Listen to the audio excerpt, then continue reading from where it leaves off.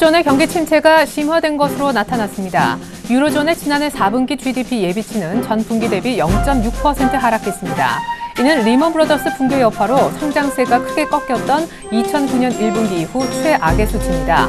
유로존 3대 경제 대국인 독일, 프랑스, 이탈리아의 성장률이 모두 시장 전망치를 밑돌 정도로 악화된 것이 영향을 주었습니다. 15일부터 이틀 동안 러시아 모스크바에서 회동하는 G20 재무장관과 중앙은행 총재들이 환율 전쟁을 초래하는 인위적 통화가치 절하 경쟁에 반대하는 내용을 담은 성명 초안을 마련했다고 일본의 아사히 신문이 일제 보도했습니다. 이는 일본을 중심으로 거세게 일고 있는 환율 전쟁 논란을 잠재우기 위해 앞서 선진 7개국 간에 합의한 공동 성명을 G20 차원에서 재확인하기 위한 후속 조치로 풀이되고 있습니다. 미국의 지난주 신규 실업수당 청구 건수가 시장 전망치를 하회한 것으로 집계됐습니다. 미국 노동부에 따르면 지난주 신규 실업수당 청구 건수는 전주보다 2만 7천 건 줄어든 34만 1천 건으로 시장 예상치 36만 건에 크게 밑돌았습니다. 다음 달 시외버스와 고속버스 요금이 2년 반 만에 인상됩니다. 국토해양부는 3월 2일부터 시외버스의 운임 요율을 7.7%, 고속버스는 4.3% 각각 인상한다고 발표했습니다. 이에 따라 시외버스 최저 운임이 현행 1,200원에서 1,300원으로 올라가고 서울과 부산 간 우등고속의 요금도 32,800원에서 33,700원으로 변경될 예정입니다.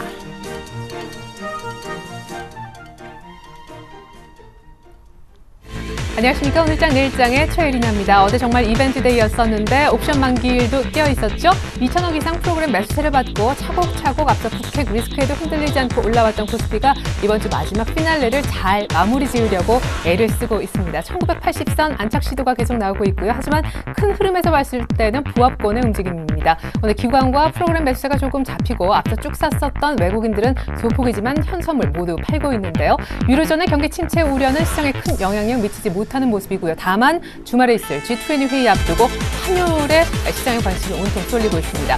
N 저지 발언이 한 번 더 G7보다 강력하게 나와준다면 이라는 기대감이 없지 않은데요. 일단 앞서 많이 올랐던 낙폭과대 경기 민감주가 오늘은 좀 주춤한 상황인데 역시 환율 쪽과 밀접한 관계가 있다겠습니다. 오늘 N달러 가치가 조금 역시 주춤한 가운데 니케이가 2% 이상이나 급락하는 이례적인 모습도 관찰이 되고 있습니다. 우리 원달러 환율도 1,080원을 하향 이탈했습니다. 현재 코스피 상황 먼저 보시겠습니다. 네, 코스피는 1979.61이고요. 어제 종가 대비 오히려 3포인트가량 위쪽입니다. 이틀 연속 급하게 올랐지만 코스피가 부담을 느낄 법한데 아직은 조금 더 올라가려 하네요. 외국인들은 일단 오늘 크게 사지 않는 모습이지만 기관에서 연기금 중심으로 해서 소폭 매수가 잡히고 있습니다. 어제부터 들어오기 시작한 프로그램 매수 역시 오늘 소폭 같이 들어오고 있고요. 자, 이번엔 코스닥 쪽의 움직임입니다. 코스닥 쪽은 오늘 또 안철수 테마 등등도 움직이고 있는데 자, 외국인의 코스닥을 오늘까지 무려 9일 연속이나 사고 있는 점 아주 흥미롭습니다. 기관은 오히려 오늘까지 3일 연속 팔고 있는데요. 512.5선 정도면 3일 연속 상승이고요. 이제 전 고점인 518선도 얼마 남지 않았다라고 보여줍니다. 외환 시장으로 가보죠. 1,084만 80전입니다. 네, 지금 상황이 정확치 않은 것 같은데요. 지금 현재 원달러 환율 집계를 보시면 6원 70전 이상이나 급락하면서 1,077원 5원 정도의 흐름입니다. 자, 오늘 급하게 6원 이상 밀리고 있는데 지금 화면에 나가고 있는 원달러 환율이 정확치는 않습니다. 네, 현재 니케이는 2% 이상 급락하면서 11,000선이 위협받고 있습니다. 원달러 환율, 그리고 N달러 환율, 그 사이에 있는 원엔 환율, 그리고 일본의 니케이, 반대편에 서 있는 국내 증시, 수출주까지 뒤엉켜 있는 양상인데 역시 키는 주말에 있을 G20 회의가 되겠죠. 계속해서 오늘장 내일장 일부에서 준비한 소식도 보여드립니다. 애널리스트에게 듣는다. 대신증권 최재식 팀장님부터 만나보도록 하겠습니다. 코스피가 오늘 1980포인트 전후로 혼조 양상인데요. 수남매 예상업종 확인하고요. 주말에 있을 G20 회의가 예정이 돼 있는데 G7보다 더 강한 엔저 저지 발언이 나올 수 있는 것인지 키포인트와 전망까지 미리 들어보도록 하겠습니다. 이슈 진단위는 금요일입니다. SPM의 김영진 대표님 함께합니다. 2월 중반의 분기점, 어제 사실 많은 이벤트도 이미 넘어선 코스피인데요. 중기 하락 추세선도 돌파해 줄까요? 춘절 이제 거의 끝나가는데 춘절 수혜주라고 담았던 그런 종목들은 단기로 이익 실현이 필요한 것인지 이제 내수주도 막스권 트레이딩으로 전략을 바꿀 필요가 있다고 하십니다. 김 대표님만의 종합 포트폴리오까지 공개합니다. 일주일간 수익 낼 종목 알려드리는 7일간의 수익 다이어리 HMC 투자증권 시화지점의 박지은 과장님은 비상교육이라는 종목을 유의 깊게 보고 계십니다. 기술적으로도 우상향 추세 전환을 한 데다 비상 에듀 매각에 따른 수익성 개선도 기대가 되는 종목입니다.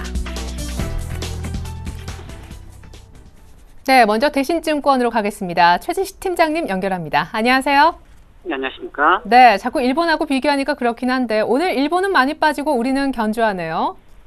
네, 전반적으로 일본 증시가 널뛰기 장세를 보여주고 있는 가운데 오늘은 오후장 들어서 하락폭이 약간 커지고 있습니다. 일본 증시가요.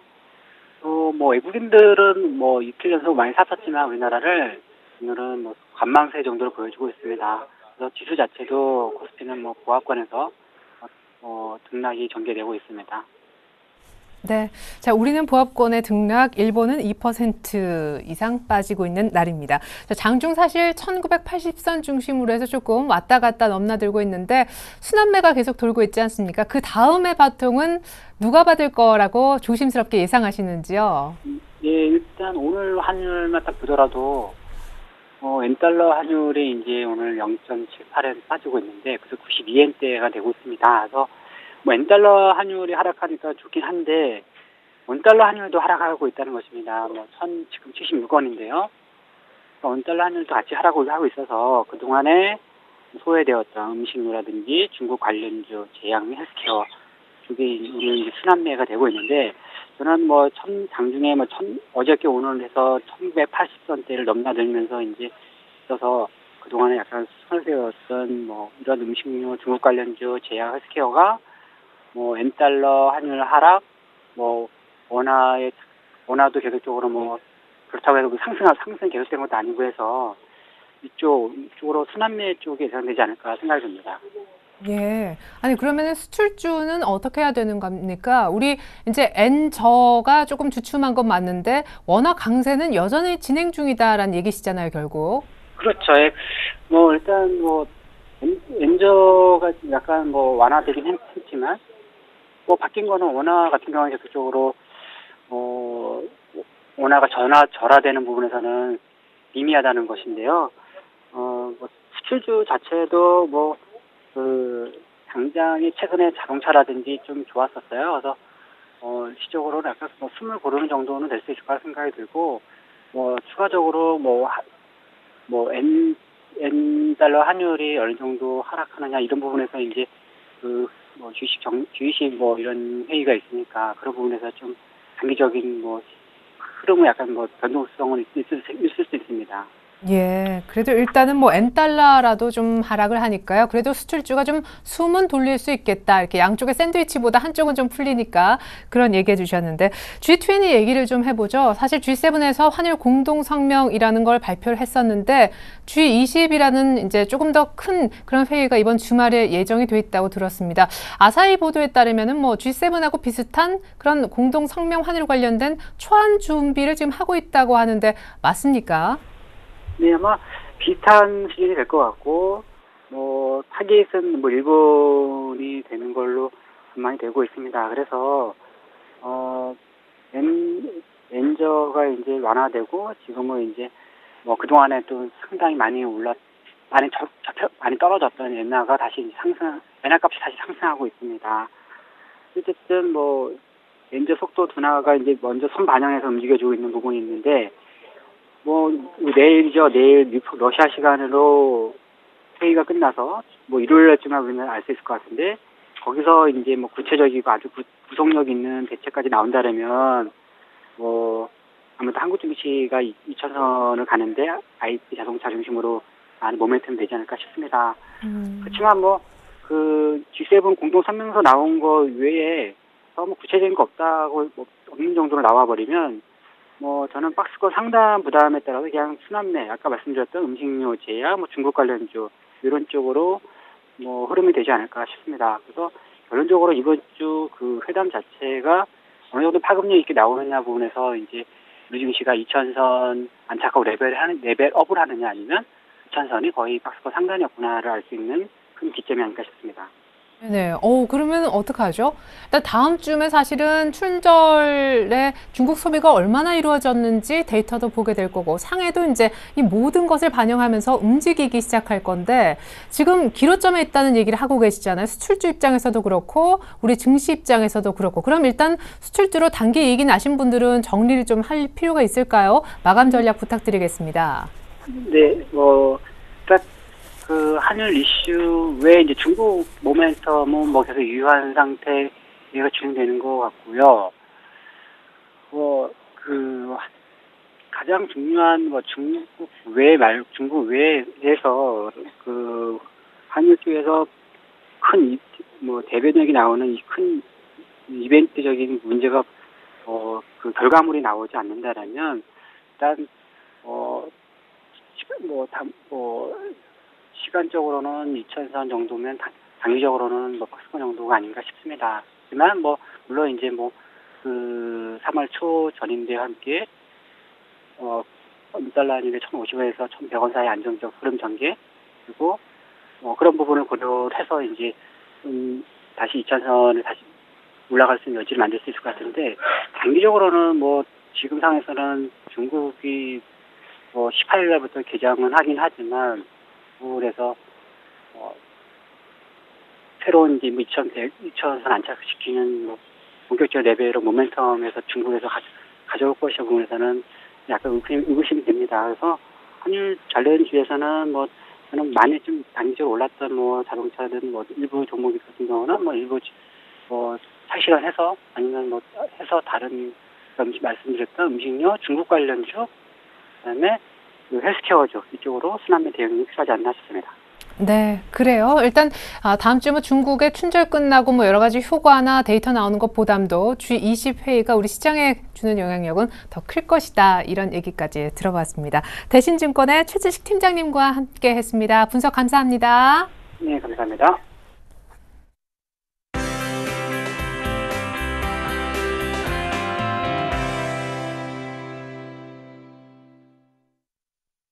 네, 이슈 진단 해보겠습니다. SPM의 김영진 대표님 연결되어 있습니다. 안녕하세요. 네, 안녕하십니까. 네, 어느덧 2월 15일 중반까지 왔습니다. 전일 많은 이벤트 속에 사실 금리 결정하는 회의에서는 큰 영향력은 없었던 것 같고, 옵션 만기 변수는 오히려 프로그램 매수가 잡혔다라는 느낌입니다. 어느덧 1980부근까지 왔는데, 그래도 상승 추세로 전환 얘기를 확실하게 하시는 분이 없고, 잘하면 박스권으로 다시 들어갈 수도 있다고 하는데, 이게 기술적으로 어떻게 되고 있는 겁니까? 저도 그런 과정이 또 나타날 수 있다라고 생각이 됩니다. 지금 추세선을 돌파한 건 돌파한 건데, 향후에 조정을 받는 양상이나 아니면 또 상승을 했을 때 상승의 패턴 흐름을 좀 관찰을 해야지만 지금 그 중기적인 추세선, 하향하는 추세선을 돌파했다, 이렇게 확실하게 말씀을 드릴 수가 있을 것 같고요.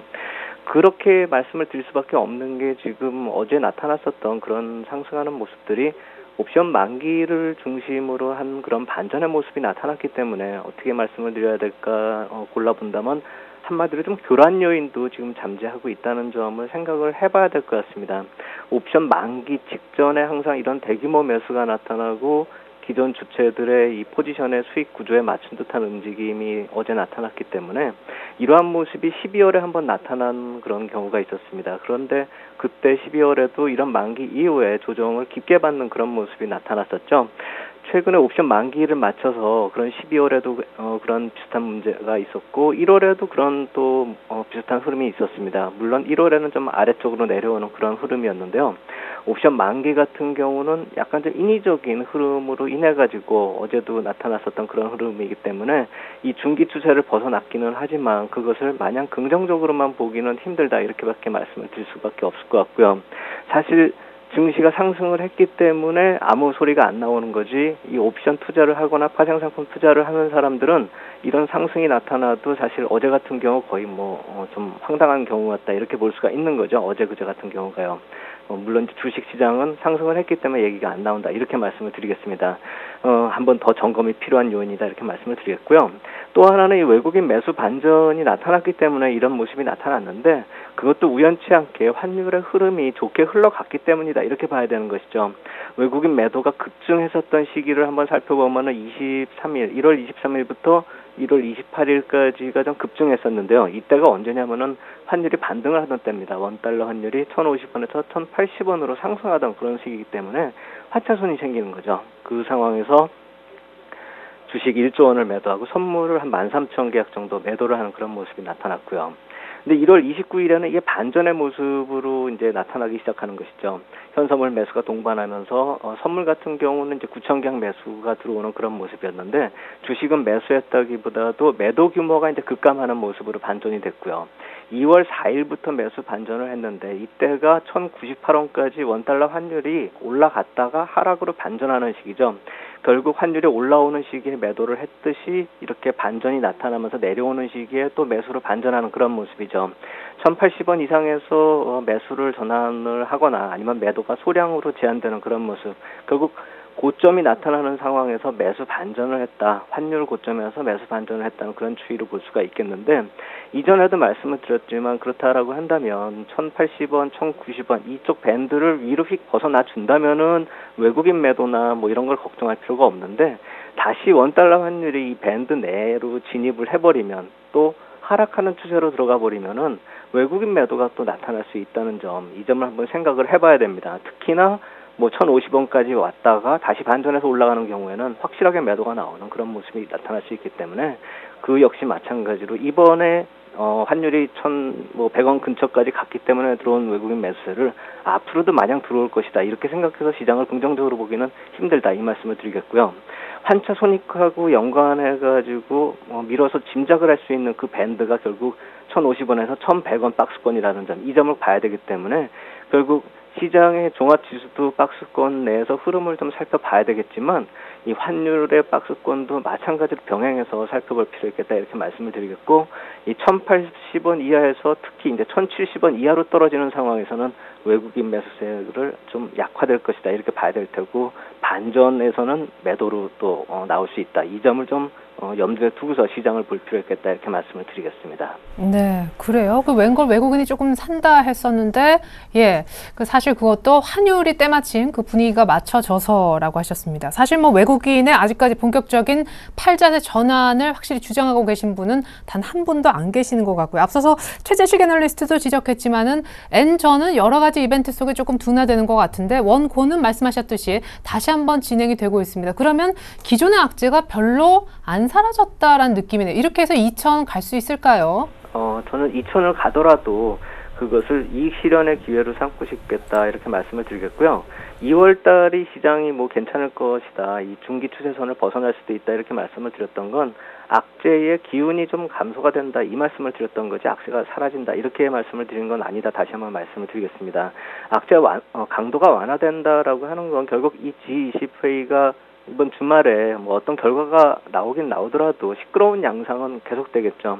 다만 그 강도가 줄어들 것이다 이렇게 볼 수 있는 건 N달러가 설사 뭐 100엔을 가더라도요. 이미 많이 진행된 상황이죠. 95엔까지도 왔었으니까요. 그렇다면 여태까지 온 거에 비하면은 앞으로 더 N 약세가 진행이 되더라도 별로 크지가 않기 때문에 그 강도가 별로 더 이제 추가적으로 올 수 있는 강도가 크지 않다 이렇게 봐야 될 테고요. 또 하나는 이 사안에 대해서 이 떠드는 그 강도도 한번 살펴봐야 됩니다. 마치 이 엔화에 대한 얘기가 미국하고 중국하고 이 위안화 절상을 가지고서 시끄럽게 떠들던 그때하고 아주 비슷한 흐름이다 이렇게 볼 수가 있겠습니다. 그 당시에 G20 정상회담이 2년 전에 한국 경주에서 열렸었죠. 그 이후에 위안화 얘기 잘 안 나왔습니다. 결국 이런 G20 쪽에서 한 번 정도 매듭을 주어준다라고 한다면 엔화도 이제는 어느 정도 그렇게 시끄럽게 진행이 되는 그런 상황보다는 잠재적인 악재로 좀 약화되지 않을까라는 생각이 들고요. 또 하나는 이 경기의 디커플링입니다. 우리나라가 뭐 주식시장만 디커플링이다. 다들 이렇게 말씀을 하시지만 저는 그게 아니라 경기 자체도 약간 디커플링 그 사안에 있는 상황이다. 이 점을 좀 봐야 될 것이다. 이렇게 말씀을 드리는 게 어제 금통위 쪽을 보더라도 우리 경기 흐름이 좀 뭐 좋아지고는 있다라고는 하지만 상대적으로 미국의 모습하고는 반대의 모습이 나타나고 있죠. 왜냐하면 제가 예전에도 말씀을 드렸을 것입니다. 이 실물 경기가 반전이 되면서 미국 쪽에서 10년 국채가 10년 만기 국채가 금리 2%대 진입을 해서 2.5%까지 올라가더라도 이것은 오히려 주식시장의 호재다 이렇게 말씀을 드렸었죠. 출구 전략이 아니라 실제 경기 흐름 때문에 이런 실세 금리가 반전의 흐름이 나타나고 있는 그 상황이 미국 시장이다 이렇게 놓고 보면은 우리 같은 경우는 금통위에서 지금 금리를 내리네 동결하네 뭐 이런 상황을 논하고 있기 때문에 경기 흐름 자체가 디커플링 자체에 있다 이렇게 봐야 될 테고 결국 금리 인하를 좀 시행을 다 한 다음에 경기가 반전이 나타나면서 미국처럼 실세 금리가 좀 돌아서는 그런 모습이 나타난다고 할 때 경기가 같이 동조화되면서 주식시장도 같이 커플링이 될 수가 있지 않을까라는 생각이 되고요. 그렇기 때문에 실전 전략으로 지금은 뭐 지표가 좀 좋아졌다 이렇게 생각은 들지만 전체적으로 시장을 사야 될 시기냐라고 놓고 봤을 땐 그것은 아니다라고 생각이 되고요. 전체적으로 최근 한 2, 3일 동안의 흐름에서 놓고 봤을 때도 강세가 나타나는 종목이 뭐 대형주 전반적으로 다 나타나는 것이 아니죠. 결국 특정 주만 올라가는 그런 모습이 나타날 수 있고 이런 숨고르기의 상황으로 들어서게 되면은 이런 어떤 개별주의 또 순환매로 이어질 수 있다. 이 점을 좀 살펴봐야 될 것입니다. 만약에 2,000포인트를 넘어서는 그런 초강세장이 도래한다라고 한다면 대형주가 다시 주도할 것이 좀 거의 확실시된다 이렇게 말씀을 드리겠지만 아직은 그 섬을 논할 그럴 상황이 아니다 이렇게 말씀을 드리겠고요. 최근 뭐 IT 업종 같은 경우도 삼성전자가 신고가를 내는 그런 모습이 아니죠. 일부 부품주 쪽으로 한정되어 있는 그런 움직임이고 중국 관련주마저도 이 산업재하고 소재주 쪽이 약간 좀 다른 흐름을 보이고 있는 그런 모습이 나타나고 있죠. 결국 이런 차별적인 흐름으로 좀 제한적인 움직임이 시장 내부적으로도 어느 정도 한계를 드러내고 있다. 이렇게 봐야 되겠다. 이렇게 말씀을 드리겠습니다. 예.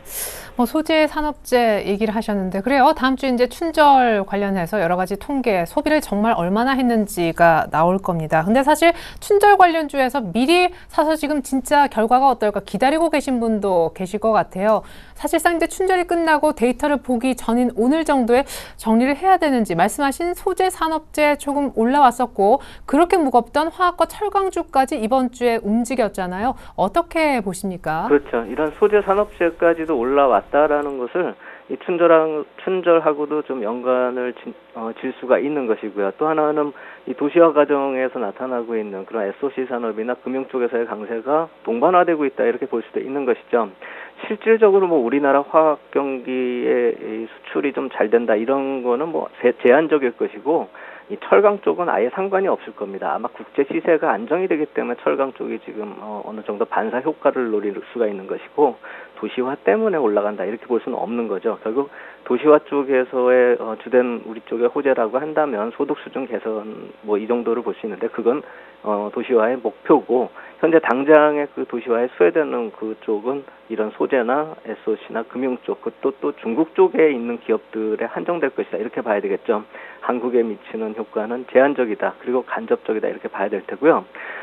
철강주 같은 경우 아까 말씀을 드렸지만 어느 정도 그 시세 안정이나 이렇게 반전에 의한 효과가 나타나는 그런 상황이다 이렇게 볼 수가 있겠지만 제가 소재 산업재 섹터의 가장 불안한 점 한 가지를 말씀을 드린다라고 한다면 중국 쪽의 이 생산 설비 과잉 문제는 해결되지가 않을 겁니다. 뭐 공장을 문 닫지 않는 이상 해결될 수가 없죠. 그렇기 때문에 이런 시세가 안정이 되는 이런 호재성 바람이 한번 지나간 다음에 언제든지 또 이 생산 설비 과잉 문제가 악재로 돌변할 수 있다는 점, 이 점은 이 소재 섹터에 항상 잠재 리스크로 잠재되어 있다 이렇게 생각을 해볼 필요가 있겠다 이렇게 말씀을 드리겠고요.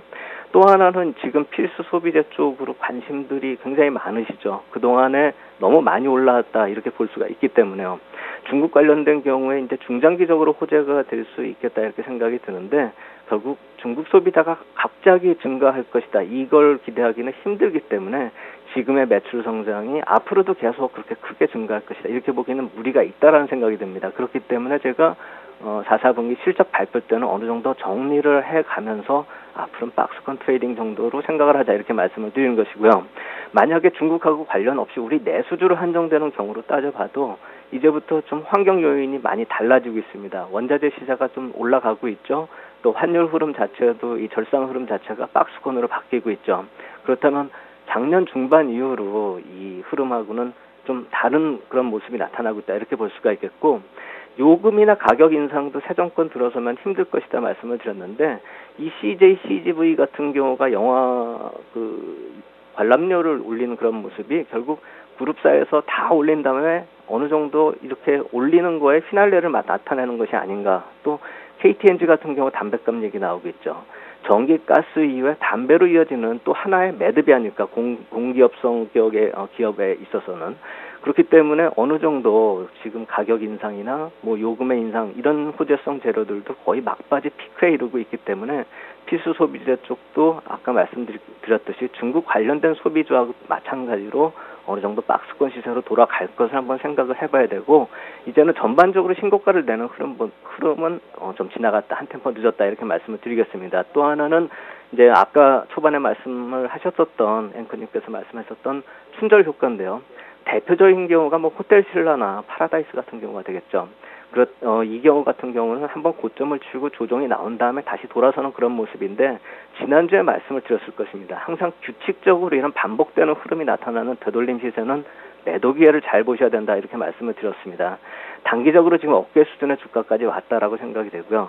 일부 분할 이익 실현을 할 필요가 있겠다 이렇게 생각이 든다 말씀을 드리겠고, 중국하고는 별개로 아까 소재 섹터 잠깐 얘기하던 것 중에서 한 번 더 추가적으로 말씀을 드릴 거는 4분기 실적이 쇼크 수준이었죠. 근데 1분기 실적 쪽에서는 이런 좀 안 좋긴 안 좋아도 바닥을 형성하고 돌아서는 그런 업종이나 종목들이 이쪽 소재주 쪽에서 좀 종종 찾아볼 수가 있을 것입니다. 그렇기 때문에 어느 정도 바닥을 시기적으로 누가 먼저 형성하느냐 이거의 관점이지, 소재주 쪽에서는 바닥을 잡고 우리 1분기 실적 시즌에는 한번 강한 시세가 나타날 수 있는 그런 움직임을 미리 나타내는 종목들이 종종 찾아볼 수 있다는 점, 그 점에서 한번 차별적으로 소재주를 볼 필요가 있겠다 이렇게 말씀을 드리겠습니다. 네.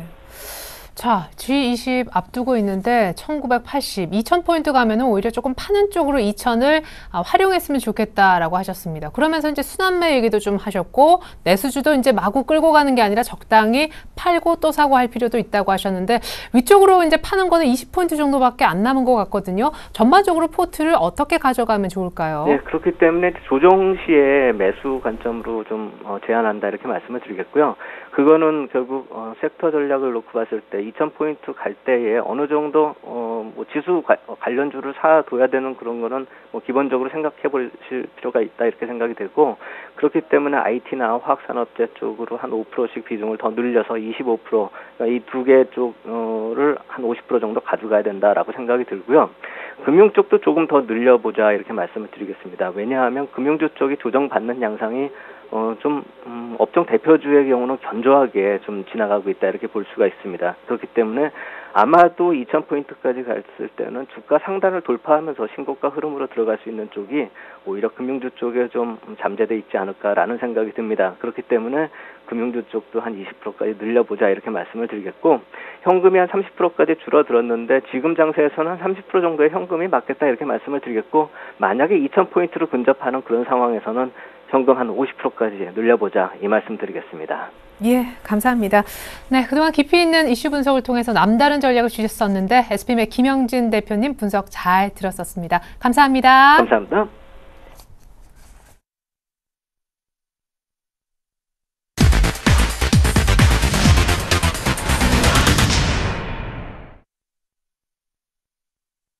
네, 꽤 괜찮았던 이번 한 주 거의 마무리되어 가고 있습니다. 다음 주 어떤 또 새로운 종목이 증시에 얼굴을 쑥 내밀지, 요즘 IPO 종목을 잘 잡으면 수익률이 괜찮다라고 하거든요. IPO 통, 우리 동양증권 영업부에 계시는 권영문 차장님 모셔봤습니다. 안녕하세요. 네, 안녕하십니까. 네, 먼저 시장 전반적인 얘기를 안 할 수가 없어요. 사실 이번 주 굉장히 큰 변수도 많았고 흐름도 많이 좀 바뀌었다라는 생각이 드는데, 지난주 이 시간에 추가 하락보다는 아마 더는 안 빠지고 30선 정도에서 박스권을 그냥 그릴 거다라고 하셨는데, 진짜 거기에서는 반등을 주더라고요. 여기까지 올라왔습니다. 앞으로는 어떻게 될까요? 네, 최근에 엔화 하락하고 난 다음에 일본 증시와 디커플링 현상이 나타나고 있는데요.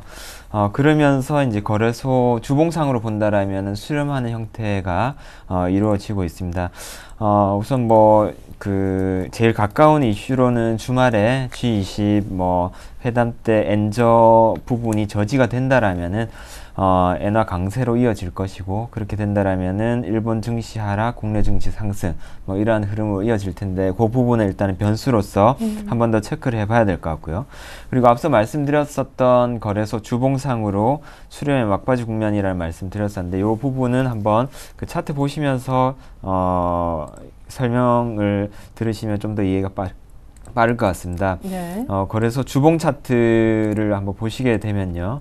지금 작년 상반기부터 해가지고 고점과 그 다음에 저점들이 한 곳에 이렇게 모이는 수렴하는 형태를 보여주고 있습니다. 고점도 낮아지고 있고 저점은 높아지고 결국에 이제 한 점으로 모이는 거죠. 이제 거의 다 이제 수렴 형태가 나왔고 결국에는 이제 지금 상태에서 어떤 쪽으로 방향을 잡느냐에 따라서 그동안에 수렴된 부분들의 어떤 에너지가 분출이 될 수 있을 거다라는 예상해 볼 수가 있겠습니다. 우선 뭐 방향으로 예상을 한번 해본다라면은 뭐 글로벌 증시 자체가 우리 시장보다 강하게 먼저 올랐었고 우리 시장만 약한 국면이 이어졌었는데 그러한 부분들이 어떤 뱅가드 물량 출회라든지 그리고 그 유로화 강세에 따른 어떤 유럽계 자금 빠져나가는 부분들 때문에 수급적인 요소로 인해서 영향을 미쳤다라면은 그런 부분들이 차츰 해소되는 단계이다 그러면 결국에는 수렴 이후에 방향을 위쪽으로 잡는 게 아니겠느냐라고 예상해 볼 수가 있겠습니다. 따라서 당분간 그 수렴하는 형태 막바지 국면에 접어들었는데 한 1960부터 해서 한 2000포인트 그 정도의 그 소폭의 박스권 등락을 예상을 해보고 있습니다. 예.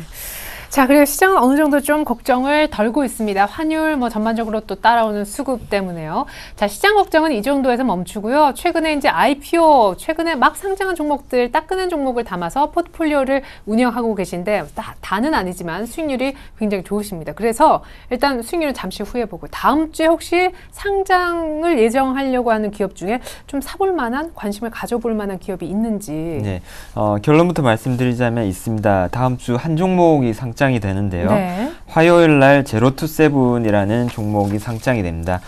이름에서 알 수 있다시피 이게 그 0에서 7세 사이에 유아동 복과 그리고 용품을 판매하는 그런 그 회사입니다. 메일 유업 계열이고요. 지난 3분기 매출 기준으로 봤을 때 의류가 55%, 그리고 유통 부문이 35%, 그리고 중국 사업 부문이 매출액에서 한 9% 정도 차지하는 회사입니다. 그렇지만은 좀 특이한 부분이 네. 3분기 기준 영업이익 비중으로 봤을 때는 국내가 67.5%이고 중국이 32.5%. 앞서 말씀드렸을 때는 매출은 중국 쪽이 9%였는데 영업이익은 30% 넘게 이렇게 차지하고 있는 것을 볼 수가 있습니다. 주로 이익이 중국 사업 부문에서 많이 나고 있다 이렇게 이해를 하시면 좀 빠를 것 같습니다. 국내 유아용품 시장 점유율이 11년도 매출 기준으로 했을 때 1위가 아가방이고 동사와 그리고 보령 메디앙스가 2, 3위를 다투고 있다는 걸 볼 수가 있겠고요. 국내 유아동 인터넷 쇼핑몰 1위이죠. 제로투세븐닷컴을 운영하고 있는 회사입니다. 향후에는 뭐 메일 유업과의 어떤 시너지라든지 그 다음에 유아동 그 아웃도어 시장 진출을 계획을 하고 있기 때문에 이 부분에 대해서도 모멘텀을 작용할 수 있을 것이라고 예상을 해보고 있고요. 특히나 이제 뭐 메일 유업과는 공동으로 베이비 페어 참가를 한다든지 그리고 메일 유업에서 확보된 그런 데이터베이스를 바탕으로 해서 DM이라든지 그리고 사은품을 발송함으로 인해서 그 제로투세븐의 브랜드 인지도를 높이고 있다라는 점, 그리고 메일 유업의 분유를 또 제로투세븐닷컴에서 판매를 하고 있다라는 점, 이런 점들을 감안을 할 때 메일 유업과의 어떤 시너지가 실질적인 수익으로도 기결이 될 수도 되는 부분들도 이미 가시적인 부분들도 있고요. 그리고 향후에 또 창출될 부분들도 있다라고 볼 수가 있겠습니다. 특히나 이제 앞서 중국 사업 부문을 말씀을 드렸었는데 15년부터 중국은 2자녀를 허용하게 됩니다. 그에 따른 수혜도 좀 기대해 볼 수가 있겠는데요. 2007년도에 동사가 중국 시장에 진출해서 자체 캐릭터를 활용해서 상당히 고가 전략을 펴고 있기 때문에 앞서 말씀드린 것처럼 매출 비중은 아직은 그렇게 10%가 넘지 않아도 영업이익 기준으로는 30%가 넘고 있다라는 거가 그러한 고가 전략에서부터 발생한다라고 볼 수가 있겠습니다. 작년 예상 매출은 2,470억, 영업이익이 123억, 그리고 순이익이 84억 정도로 추정해 볼 수가 있겠고요. 올해 예상 가이던스는 매출액 2,915억, 영업이익 122억, 순이익은 90억 정도로 예상을 해볼 수가 있겠습니다. 공모가 8,300원인데요. 네. 올해 가이던스 기준으로 했을 때 11.3배 정도라고 볼 수가 있겠습니다. 네네. 또한 뭐 수급적인 부분에 있어서도 상장 후에 유통 가능 물량이 약 27% 정도로 그 중에서 뭐 공모주가 약 24%를 차지하고 있기 때문에 네. 기존의 뭐 구주라든지 어떤 그런 부분들도 굉장히 작고 그리고 VC 물량이라든지 이런 부분들이 없기 때문에 유통 가능 물량 대부분이 공모주 8,300원의 매입 단가인 물량이다라고 이렇게 보시면은 수급적인 부담도 좀 덜할 것이다라고 볼 수가 있겠습니다. 네. 사실은 메일 유업을 설명하시면서 많은 전문가들이 같이 언급했었던 자회사, 꽤 괜찮은 자회사가 있는데 이제 곧 상장할 겁니다로 얘기를 아마 많이 들으셨을 것 같아요. 주식에 조금 관심이 있으시다면요. 그 제로투세븐이 이제 다음 주에 상장을 한다고 합니다. 한번 관심 있는 분들 지켜보시면 좋겠습니다. 기본적인 정보 들어봤습니다. 자, 그렇다면은 아직 이제 상장을 하지 않은 제로투세븐 얘기는 이 정도에서 일단락을 지고요. 상장을 막 한 종목을 포트폴리오에 편입해서 얼마만큼 수익을 빠르게 낼 수 있는지를 보여드리겠습니다. 우리 권영문 차장님의 포트를 먼저 확인해 보시죠. 네, 권영문 차장님의 포트가 지금 화면에 비춰지고 있습니다. DPC라는 종목, 제가 진행하는 프로그램 가운데는 가장 먼저 이 종목 추천을 주셨었고요. 서원캅셀이 20% 비중이었고, 우리 ENL이라는 종목, LED 패키징, LG향 그런 종목인데요. 우리 ENL이 비중이 가장 컸던 30%였습니다. 그리고 GD가 이번 주에 이제 상장을 했었죠. 2월 13일 수요일 날 상장을 했었는데, 역시 가격대가 와서 20% 편입이 이미 되었습니다. 현금은 15%가량 갖고 계신데요. 자, 새내기주 두 개가 있는데 특별히 우리 ENL 보십시오. 2월 5일 날 이제 편입이 됐는데 와, 지금 며칠 지났습니까? 딱 10일. 거래일로는 뭐 10일도 안 되는데요. 32.2% 났고 목표가도 도달했었고 지금 수요일 날은 한번 장중에 상한가까지 갔었습니다. 수익 실현하시겠다라고 사인을 주셨고요. 서원캅셀이 12% 이상 수익, DPC를 가장 빠르게 추천해 주셨었는데 9월 말에 추천 주셨거든요. 43.5% 또 한 번의 신고가 막 내려고 하고 있습니다. GD도 일단 편입에는 성공했네요. 우리 ENL 파실 건가 봐요. 축하드립니다. 네, 감사합니다. 네. 우리 ENL 상장 하고 난 다음에 4,900원 이하면은 편입해보자라는 주문을 드렸었는데요. 시초가 4,410원에 편입이 되어서 목표가 5,830원에 목표가를 잡았었는데요. 차트 잠깐 보시면서 설명을 드려보겠습니다. 참 독특한 상장하고 네. 이렇게 며칠 안 돼서 장중에 상한가 가는 이런 케이스 잘 없는데. 네, 그렇죠. 예. 실상 뭐 기관 수혜 예측 이후 그리고 개인 청약 경쟁률도 상당히 낮았어가지고 과배정된 물량들이 출회가 되면서 공모가 4,900원이었음에도 불구하고 마이너스 10%에서 시초가 4,410원에서 시작을 해서 장중에 이제 과배정된 물량들이 쏟아지게 되면서 아랫꼬리를 만들었었고요. 그러고 난 다음에 이제 큰 거래가 터지면서 장중 계속적으로 상승하는 그런 형태를 보였습니다. 그 네. 이후에도 그 다음날 이제 또 물량 소화 과정 거치고 난 다음에 이날에는 4,900원 이상으로 오르게 되면서 그 개인 청약 과배정 받은 물량까지 소화가 되면서 한 단계 리데이팅 되는 그런 모습들을 보였습니다. 특히나 이제 2월 13일 같은 경우에 장중에 상한가에 들어가게 되면서 5,840원이었죠. 40원 상한가 진입을 했다가 결국에 이제 상한가 좀 깨지면서 이제 마감이 됐었는데요. 목표가 5,830원에서 충분히 팔 수 있는 기회들이 주어졌다라고 봐지고요. 네. 수익률 뭐 30%가 넘는 수익률인데 일단은 목표가 처음에 봤었던 대로 빠르게 달성을 해서 네. 수익 실현하는 말씀 먼저 드리겠습니다. 네, 그리고 너무너무 좋은 DPC하고 서원캅셀 빠르게 AS 듣고요. 마지막으로 GD라는 종목도 다시 한번 소개까지도 가능할 것 같아요. 네, DPC 같은 경우가 이번 주 들어서 지속적으로 이제 상승하면서 지난주에 어떤 부진했던 부분들을 털어내는 모습들을 보여주고 있는데요.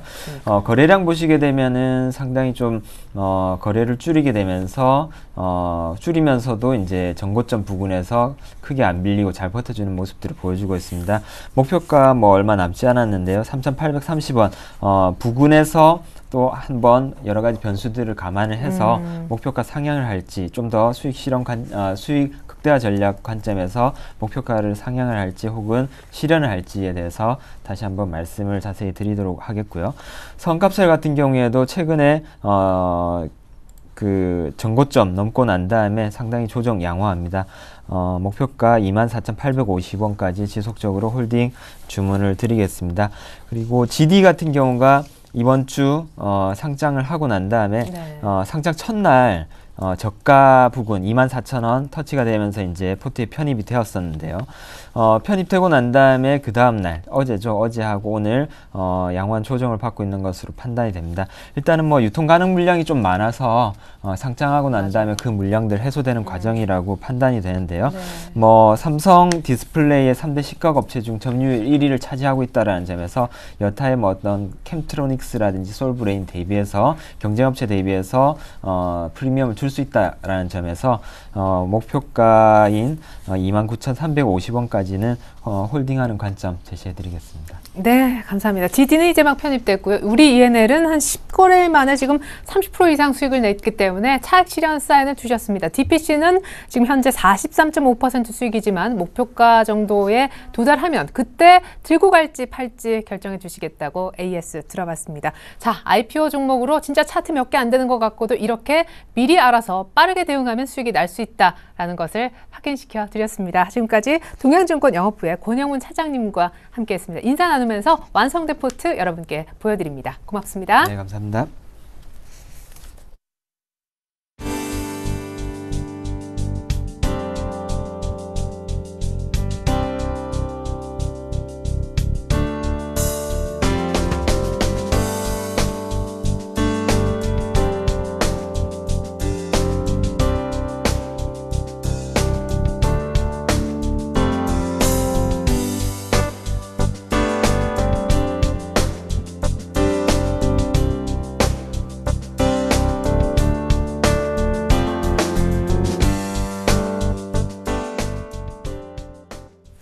네, 이번 주 마지막 거래일인 금요일 코스피와 코스닥 견조하게 소폭이지만 오르는 중입니다. 이번엔요, 일주일 정도 호흡으로 수익이 기대되는 종목들 알아보는 7일간의 수익 다이어리 코너 이어가 보겠습니다. 다이어리부터 펼쳐볼게요.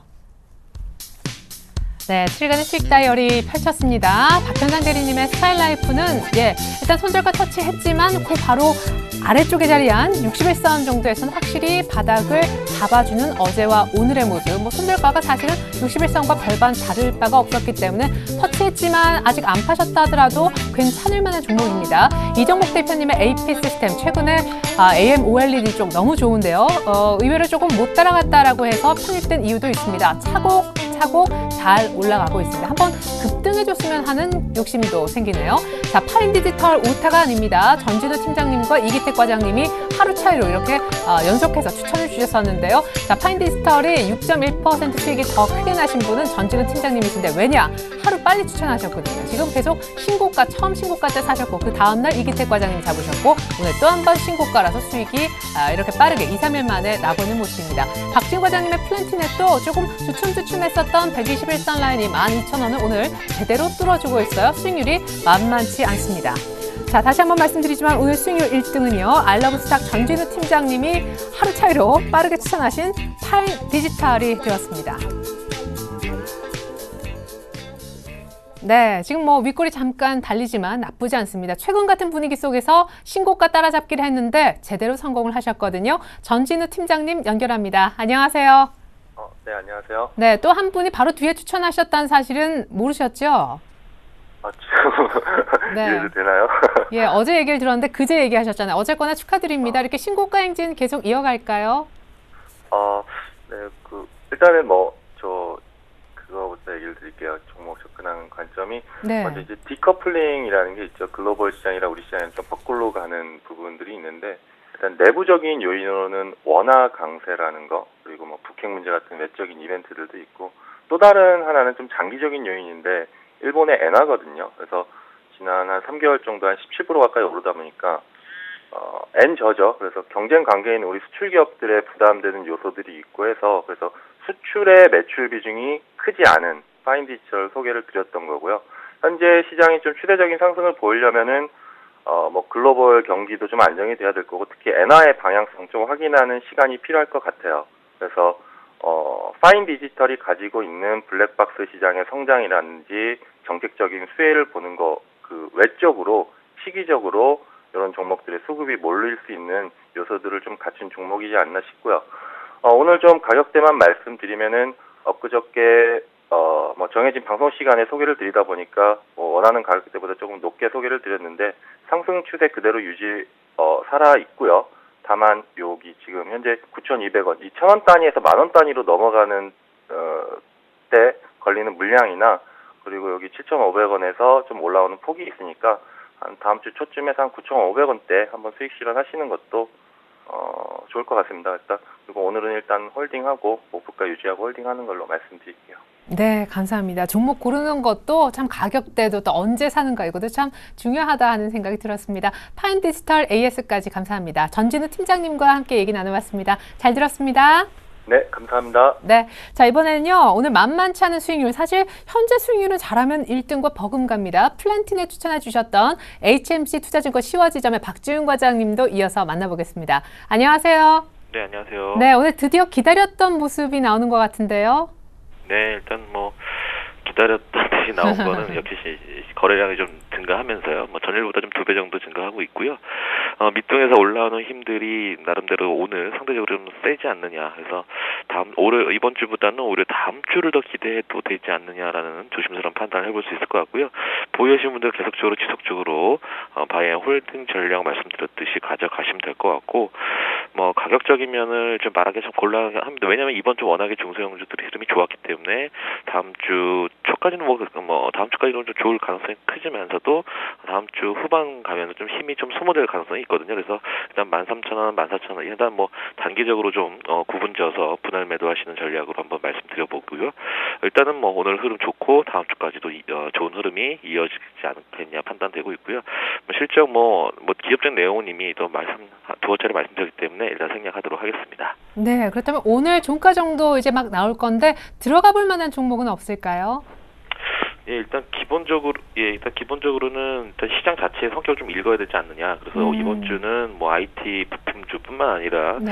좀 잠자고 있었던 소외주였던 그 개별주들의 움직임이 상당히 거세지 않았느냐. 그렇다면 오히려 이번 주에 좀 약한 모습을 보이고 있다가 다음 주에 추세가 좀 돌아서면서 좀 갈 수 있는 그런 여지에 있는 종목들을 좀 서칭하다가 오늘 소개드릴 종목은 비상교육입니다. 비상교육. 네. 비상교육 일단은 기본적으로는 이 회사에 대해서 뭐 기본 교육주 관련돼서 뭐 다 아실 건데 기본적으로는 가격대가 상당히 만만치는 않습니다. 거래도 좀 많이 실린 종목도 아니고 다만 이제 내용적인 측면에서 교과서 가격의 어떤 불확실성 드디어 해소되면서 공급 매출이 좀 증가될 겁니다. 그래서 일단 연말 계속 비상교육 자체 IR 했던 그런 부분에서 보다도 실적은 좀 한 20-30% 정도 업사이드로 잡아야 되는 거 아니냐. 그래서 그렇게 좀 판단되고 있고요. 과목 확대가 되면서 매출 성장, 매출 실적이 좀 증가하는 그런 측면에 좀 주목을 좀 했다라고 볼 수 있고요. 계열사 중에 적자 계속하던 회사가 하나 있어요. 비상의 에듀라는 회사가 있는데 고등부 쪽이거든요. 이게 매각을 하면서 재무적인 어떤 건전성이 좀 확보되지 않았느냐 판단되고 있고요. 추세가 계속적으로 올라가고 있는 그런 차트입니다. 그렇기 때문에 뭐 거래량은 좀 아쉽다 하더라도 충분히 전고점 트라이를 다음 주에 시도할 가능성이 좀 크지 않느냐 이렇게 판단되고 있습니다. 그래서 목표가를 참 말씀드리기 참 애매합니다만은 충분히 기대를 해봐도 되지 않느냐. 얼마까지 16,000원까지 일단 보자라는 좀 의견을 좀 말씀드려보겠습니다. 손절 라인은 한 60일선 있는 거 러프하게 한 13,000원까지 좀 말씀을 드려보고요. 일단 다음 주에 16,000원 전고점 트라이하는 뚫어버리는 그런 흐름을 예상해보면서 그게 된다면 계속적으로 이 종목이 지금 거래량이 좀 아쉽다 하더라도 다음 주에 일단 양봉 하나만 나와준다라면 충분히 기술적이든 어떤 수급적이든 한번 기대를 좀 강하게 해보는 종목 중에 하나입니다. 네, 잘 들었습니다. 비상교육 오늘 종가에 들어가 보자라는 얘기셨습니다. HMC 투자증권 시화지점의 박지훈 과장님의 추천주까지 확인했습니다. 감사합니다. 네, 감사합니다. 네, 자 우리 장 이제 막 끝날 것 같은데요. 오늘 너무 조용해서 거래 대금이 3조가 될랑말랑할 정도입니다. 오늘 보합권 1980선 정도 등락이 끝까지 이어질 것 같습니다. 잠시 종가 들고 2부로 다시 올게요. 고맙습니다.